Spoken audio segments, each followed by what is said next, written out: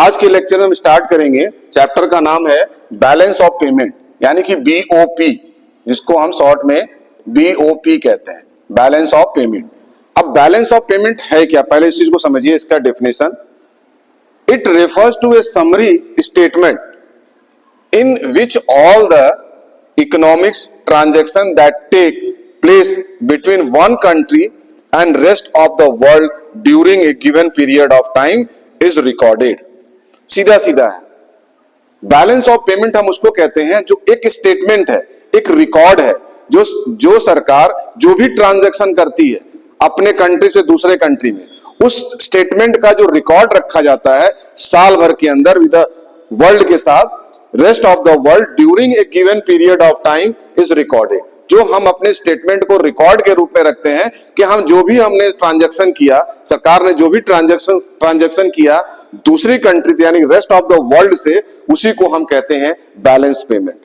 और ये जो ट्रांजैक्शन है, ट्रांजैक्शन कैसे होता है? Economic transaction involve transfer of ownership of goods, services, money और एसेट्स। ये चार चीज है, 1, 2, 3 एंड 4। ये जो ट्रांजैक्शन हम चार रूप में करते हैं, मनी के रूप में, गुड्स के रूप में, सर्विस के रूप में और एसेट्स के रूप में, ये चार ही हमारे ट्रांजैक्शन है। हम जो दूसरे कंट्री के साथ सरकार रखती है, उसी को हम कहते हैं बैलेंस ऑफ पेमेंट।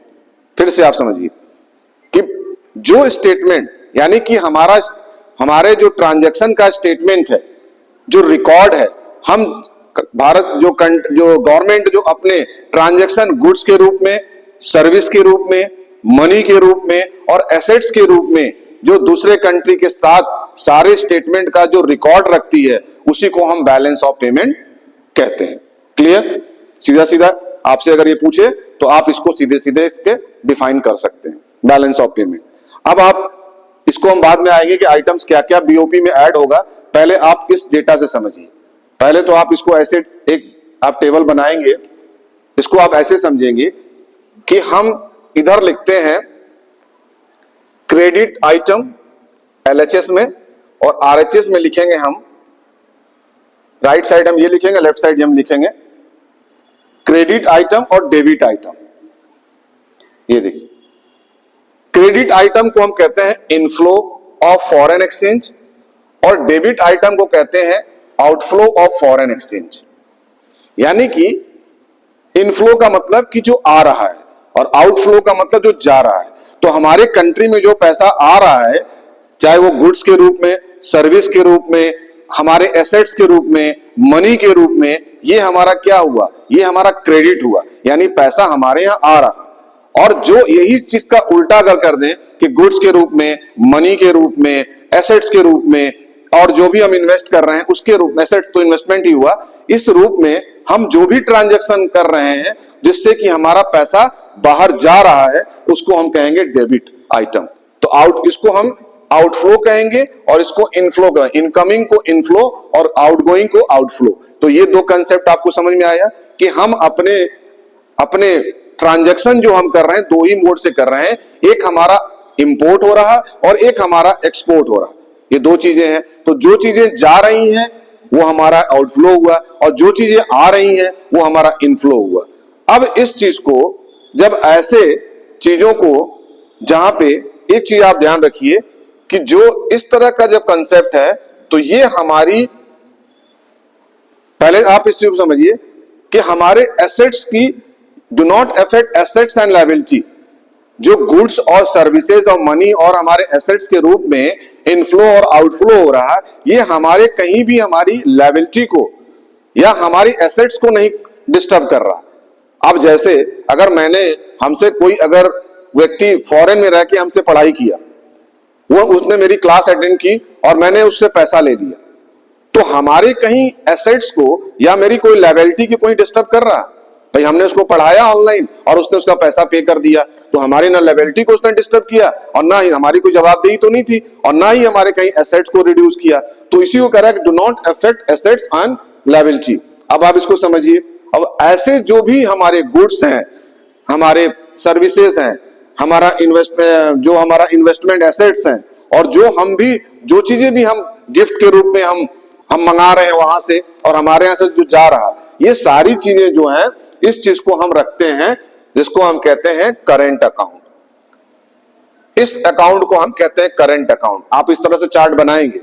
अब पहले आप देखिए कि चारों चीजें मैंने जो ट्रांजैक्शन की बात की बैलेंस ऑफ पेमेंट में, गुड्स, सर्विस, एसेट्स, यूनिलैटरल जो हमें गिफ्ट जा रहा, ये सारी चीजों का इनपुट इनफ्लो के रूप में कैसे है और आउटफ्लो के रूप में कैसे है। तो पहले आप अपने इनफ्लो पे आइए कि अगर हम कोई चीज एक्सपोर्ट कर रहे हैं, इनफ्लो का मतलब क्या हुआ, हम अगर गुड्स की बात कर रहा है तो हम गुड्स को, हम हमारा इनफ्लो पैसा गुड्स कैसे आएगा हमारी कंट्री में, जब हम अपनी गुड्स को एक्सपोर्ट करेंगे, जब हम अपनी चीजों को बाहर कंट्री में भेजेंगे तो क्या होगा, ये पैसा फ्लो मेरे पास आएगा।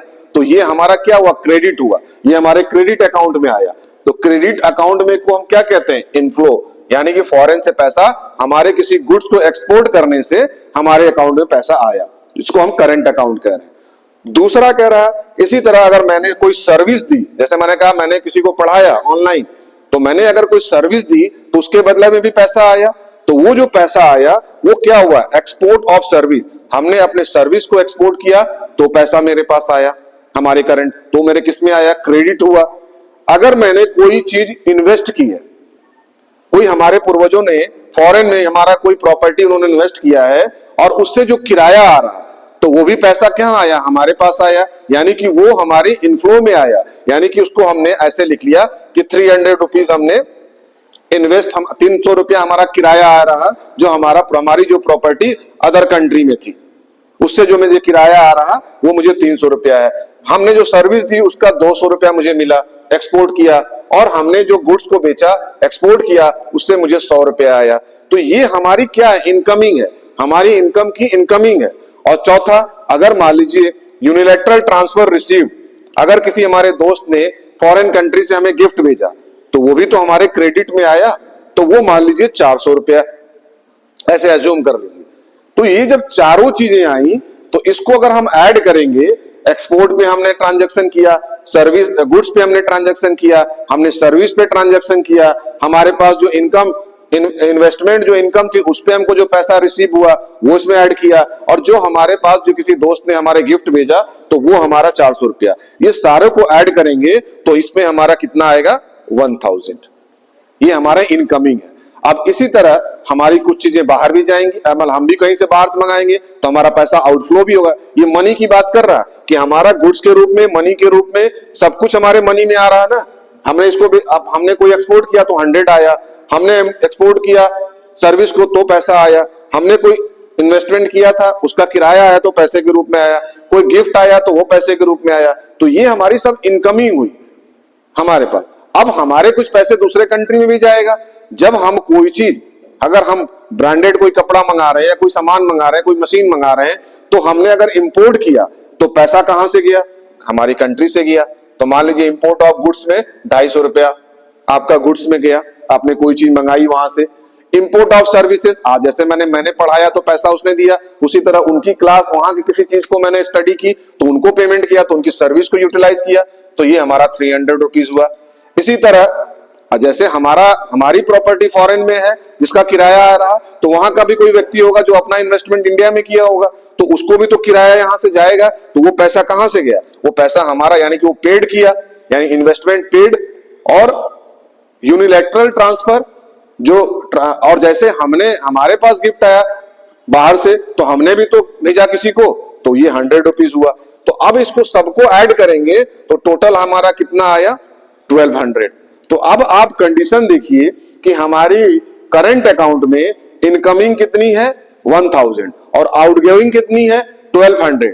इस कंडीशन में क्या हमारी बीओपी है बैलेंस, क्योंकि हम कितने माइनस पे हैं, हमारा 200 रुपया क्या हो रहा है, जा रहा है, 1000 रुपया आ रहा है और 1200 जा रहा है, यानी कि 200 हमारा एक्स्ट्रा जा रहा है। तो इसको हम कहते हैं, तो ये हमारा करंट अकाउंट का स्टेटमेंट है। कोई आपसे ये पूछे तो आपको इस तरह से बताएंगे कि 200 रुपीज हमारा पैसा जा रहा है। अब इसी तरह करंट अकाउंट का हो गया। अब इसको मैंने कहा कि ये हमारी कोई लायबिलिटी को इफेक्ट नहीं डालता, इससे हमारी ना एसेट्स को कोई डिस्टर्बेंस है और ना कोई हमारी लायबिलिटी है। लेकिन दूसरा इसमें चीजें आती हैं जिसको हम कैपिटल कहते हैं, कैपिटल अकाउंट। अब कैपिटल अकाउंट क्या है, हमने कोई प्रॉपर्टी अपनी बेच दी, सेल ऑफ एसेट्स, हमारी जो प्रॉपर्टी थी दूसरे कंट्री में वो हमने बेच दिया, तो पैसा हमारा क्या हमारे अकाउंट में आ गया 600। हमने कोई उधार लिया, हमारे अगर बोरोइंग किया कोई लोन के रूप में, अब जैसे धीरू भाई अंबानी है, इन्होंने पैसा लिया सिंगापुर से, सिंगापुर के बैंक से उन्होंने पैसा लिया, तो ये क्या हुआ, इनकी देनदारी है ना। अगर हमने सेल ऑफ एसेट, अगर हमने अपने एसेट्स को बेच दिया तो हमारे एसेट्स को इसने प्रभाव किया ना। तो इस वाले कैपिटल अकाउंट में हमारे ये क्या कर रहा है, अफेक्टेड एसेट्स एंड लायबिलिटी, ये हमारे एसेट्स को अफेक्ट डाला। और हमने अगर उधार लिया, धीरू भाई अंबानी ने अगर उधार पैसा लिया सिंगापुर से, तो इनकी लायबिलिटी है ना, उसको चुकाएंगे भी। तो ये इसीलिए कहा था कैपिटल अकाउंट जो है वो हमारी एसेट्स और लायबिलिटी को अफेक्ट करता है, लेकिन जो हमारी करंट अकाउंट है हमारी वो लायबिलिटी और एसेट्स को अफेक्ट नहीं करता है, क्योंकि वहां पे कोई देनदारी नहीं है। लेकिन यहाँ पे अगर हमने कोई एसेट्स को सेल किया, सेल ऑफ एसेट्स अगर हमने बेच दिया, तो हमारी एसेट्स कम हुए ना, रिड्यूस हमारा एसेट्स हुआ। और अगर हमने बाहरी बैंक से पैसा लिया तो मेरी ये जिम्मेदारी बढ़ी, लायबिलिटी बढ़ गई, क्योंकि उसको हमें चुकाना भी है। तो इसीलिए इसको कहा जाता है कि capital account is affected by affected assets और liability, but current account is not affected on assets और लायबिलिटी। ये देखो यहाँ पे लिखा है मैंने, अफेक्टेड एसेट्स और liability capital account, but current account do not affect assets liability. ये दोनों चीजें समझ में आई। अब आप इसको देखिए, इसी तरह ये हमारी इनकमिंग हुई, और अगर हम यही चीज उल्टा कर दें, जो हमारे आउटफ्लो है, तो परचेज ऑफ एसेट्स, हमने अगर कोई एसेट्स खरीद लिया तो हमारी क्या हुई, हमारी एसेट्स में ग्रोथ हुआ। और अगर मैंने बोरो किया है तो लेंडिंग भी है, लोन देना भी है, वापस भी करना है, तो ये मेरी क्या है, लायबिलिटी है। तो ये पैसा जब हम लोन देंगे तो पैसा आउटफ्लो हुआ, और जब हमने खरीदा कोई एसेट्स को तो ये भी पैसा हमारी कंट्री से दूसरे कंट्री में गया। तो ये दोनों हमारी इफेक्ट कर रहा है ना एसेट्स को, यहाँ एसेट्स को डिस्टर्ब कर रहा है, यानी कम हो रहा है, यानी लायबिलिटी बढ़ रही है, और हम आपका एसेट्स जो आपने सेल कर दिया उससे क्या हुआ, आपकी रिड्यूस हुई, और यहाँ पे क्या हुआ, आपका एसेट्स बढ़ गया, और लायबिलिटी जो आपने दी थी वो लायबिलिटी पे भी इफेक्ट डाल रहा। तो ये दोनों, तो इसमें भी आप देखिए कैपिटल में क्या हो रहा कि हमारा टोटल आ रहा 1100, यानी 600 प्लस 500, और यहाँ देखिए 750 प्लस 550। तो कैपिटल अकाउंट में भी देखिए 1100 और 1300, अगर हम दोनों को कहें तो सिचुएशन क्या है हमारी इकोनॉमिक में, सिचुएशन ये है कि हमारा 200 रुपया जा रहा, यानी 1100 और 200 1300। तो 1100 है आपका इनकमिंग है, और आउटगोइंग आपकी 1300 है, यानी कि 200 रुपया आपकी आउटफ्लो है, वो आपका जा रहा। तो अगर आपसे अलग अलग पूछे कि कैपिटल अकाउंट में हमारी इकोनॉमी में क्या स्थिति है और करंट अकाउंट में हमारी इकोनॉमी में क्या स्थिति है, तो आप भाई सेपरेट आप बता देंगे दोनों में, जिसमें 200 रुपया जा रहा, यहां भी 200 रुपया जा रहा। लेकिन अगर आपसे क्वेश्चन ये पूछा जाए कि पूरी इकोनॉमिक में बैलेंस ऑफ पेमेंट जो हम बात करेंगे तो हमारी स्थिति क्या है, तो अब इस चीज को हम सबको देखिए, टोटल रिसिप्ट हम सबको जोड़ देंगे, यानी कि हमारी कैपिटल अकाउंट और हमारा करंट अकाउंट, यानी टोटल 1100 और प्लस 1000, दोनों को जोड़ेंगे तो कितना हो जाएगा, टोटल हमारा 2100। ये टोटल रिसिप्ट हुआ, ए प्लस बी, और इधर टोटल रिसिप्ट हमारे आउटफ्लो क्या हुआ, दोनों को जोड़ दिया हमने, यानी कि 1300, और इसका कितना था आपका 1200, तो 2500 हो गया। तो अब अगर दोनों में अगर हम निकालें हम, तो स्थिति क्या है, ये देखिए, इनफ्लो में आपके 2100 आ रहा और आउटफ्लो आपकी 2500 है। अब यहां भी क्या हो रहा है, कितने का डिफरेंस आ रहा है, यानी कि 400 रुपया हमारा जो इनकम है, हमारा जो पैसा है वो अदर कंट्री में जा रहा है, यानी आउटफ्लो हो रहा। तो इसी को कहा गया है, यहां पे जब आप एक लाइन डॉटेड लाइन कर देंगे, तो डॉटेड लाइन से जब ऊपर की बात करेंगे तो इसको कहते हैं अबव द लाइन आइटम्स, और इसके नीचे जब हम करेंगे तो इसको कहेंगे हम बिलो द लाइन आइटम। अब 400 रुपए की चीजों का डिफरेंस आ रहा है, क्योंकि हमारे पास पैसा आ कम रहा, जा ज्यादा रहा। तो इसको बैलेंस करने के लिए गवर्नमेंट क्या करेगी, क्योंकि यहाँ पे आप पढ़ रहे हैं गवर्नमेंट के बजट के बारे में, बैलेंस ऑफ पेमेंट गवर्नमेंट का पढ़ रहे हैं, तो सरकार इस चीज को बैलेंस करने के लिए कैसे करेगी, क्योंकि जो बीओपी होती है वो ऑलवेज बैलेंसेस होता है, वो हमेशा ये हाइपोथेटिकल है कि इसको बैलेंस होना ही है। तो अब स्थिति जब गवर्नमेंट को ये पता चल गई कि हमारा करंट अकाउंट और हमारा कैपिटल अकाउंट का जो इनकमिंग है और आउटगोइंग है, जो हमारा इनफ्लो है, जो पैसा आ रहा और जो पैसा जा रहा, इनफ्लो एंड आउटफ्लो, ये दोनों की स्थिति में हमारे पास ये रिजल्ट निकल के आया कि 400 रुपीज हमारी एक्स्ट्रा जो है अदर कंट्री में जा रहा। तो इसको बैलेंस कैसे करेंगे, तो सरकार इसके लिए बोरो करेगी, और ये 400 रुपया बोरो करके ये 2500 आउटगोइंग के बराबर करेगी, तभी इसको हम बीओपी ऑलवेज बैलेंसेस कहते हैं। तो जब बैलेंस करेगी, जब 400 को बैलेंस करेगी तो इसको कहा जाता है बिलो द लाइन आइटम, और अबव जो स्थिति उसकी 400 माइनस में है, यानी 400 रुपए जा रहा जब पता चला तो उसको कहते हैं अबव द लाइन आइटम। और जब 400 रुपीज वो बोरो कर लेगी तो उस कंडीशन को हम कहते हैं, क्योंकि वो बीओपी को बैलेंस करने के लिए बात कर रहा है, तो इसको कहते हैं बिलो द लाइन आइटम। इस तरह के क्वेश्चंस आपके एक एक नंबर में पूछे जा सकते हैं कि अबव द लाइन आइटम्स में क्या सिचुएशन है और बिलो द लाइन आइटम में क्या सिचुएशन है। तो आप इसका आंसर यही देंगे कि अबव द में क्या है कि एक्चुअल पोजीशन में पता चला कि हमारी इनफ्लो है कि आउटफ्लो है, तो आउटफ्लो हमारा ज्यादा हो रहा है। और बिलो द लाइन आइटम में क्या करता है कि बैलेंस करने के लिए गवर्नमेंट क्या करती है, बोरो करती है, और ताकि उसके बराबर किया जा सके। अब इसमें आप चीजों को लिखेंगे, जो दूसरा लाइन था कि क्या क्या आइटम हम बीओपी में इंक्लूड करते हैं। मैंने उसमें बताया था कि गुड्स, सर्विस, मनी। पहला हम जिसको कहते हैं, आप पहला आइटम लिख लीजिए विजिबल आइटम, दूसरे को कहते हैं invisible items, invisible income, sorry, तीसरे को कहेंगे इन्वेस्टमेंट इनकम, और चौथे को कहेंगे हम यूनिलैटरल ट्रांसफर। यही चार चीज हम कर रहे हैं अपने इनकमिंग आउटगोइंग जो कर रहे हैं, ये चार। और पांचवा है कैपिटल ट्रांजैक्शन। ये पांच जो है चीजों को हम इसमें कर रहे हैं। तो पांच हम बीओबी में हम इंक्लूड करेंगे। तो कैसे इंक्लूड करेंगे, पहले देखिए विजिबल आइटम क्या है। इस डेटा में देखिए हम किस चीज को जिसको हम देख सकते हैं। तो देख किसको सकते हैं, हमने जो अपने गुड्स को एक्सपोर्ट किया तो ये हमारा विजिबल आइटम है, इसको हम देखिए विजिबल कह रहे हैं। दोनों जगह इंपोर्ट कर रहे हैं, एक्सपोर्ट कर रहे हैं, ये दोनों चीजों को हम देख सकते हैं। तो जिस चीज को हम देख सकते हैं और टच कर सकते हैं वो हमारा विजिबल आइटम है, और जिस चीज को हम ना देख सकते हैं ना टच कर सकते हैं तो वो हमारा इनविजिबल आइटम है। फॉर एग्जाम्पल, अगर हम सर्विस दे रहे हैं तो क्या इसको आप देख सकते हैं और ना इसको टच कर सकते हैं, तो ये हमारा इनविजिबल आइटम है। और जो गुड्स है हमारा, जिसको हम एक्सपोर्ट और इंपोर्ट कर रहे हैं, वो हमारा विजिबल आइटम है। तो ये देखिए इसी चीज को यहां पे लिखा है, विजिबल आइटम फिजिकली गुड्स और merchandise that can be seen और टच, जिसको हम देख सकते हैं और टच कर सकते हैं।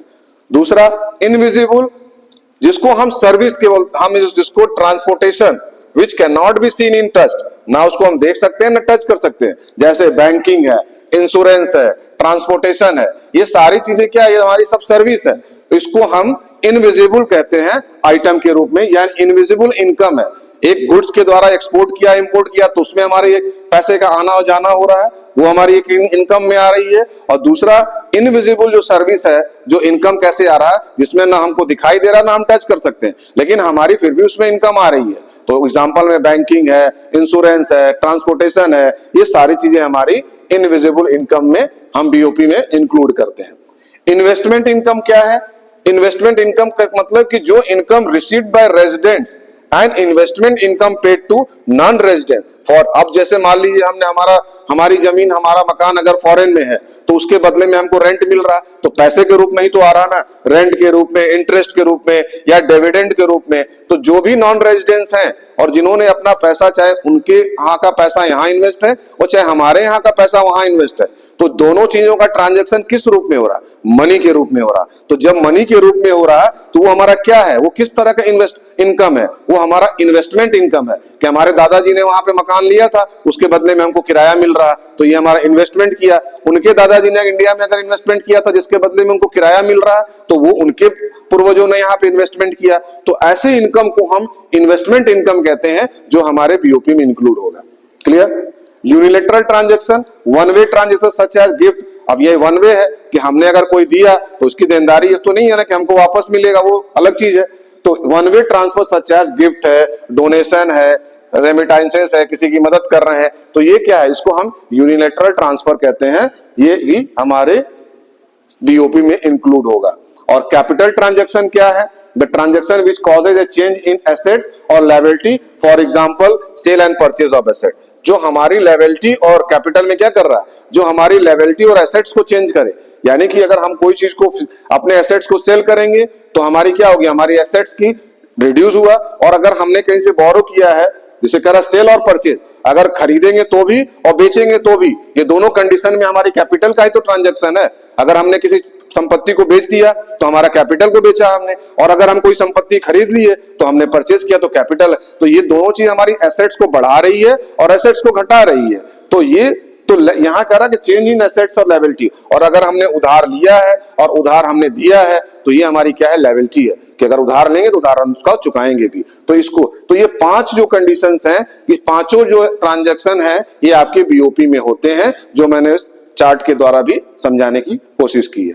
अब नेक्स्ट क्लास में हम आपको बताएंगे कि बैलेंस ऑफ ट्रेड क्या होता है। अभी आपने पढ़ा बैलेंस ऑफ पेमेंट, और नेक्स्ट क्लास में हम बैलेंस ऑफ ट्रेड की बात करेंगे। तो आज इतना ही, नेक्स्ट क्लास में हम बैलेंस ऑफ ट्रेड को कंटिन्यू करेंगे। Thank you very much.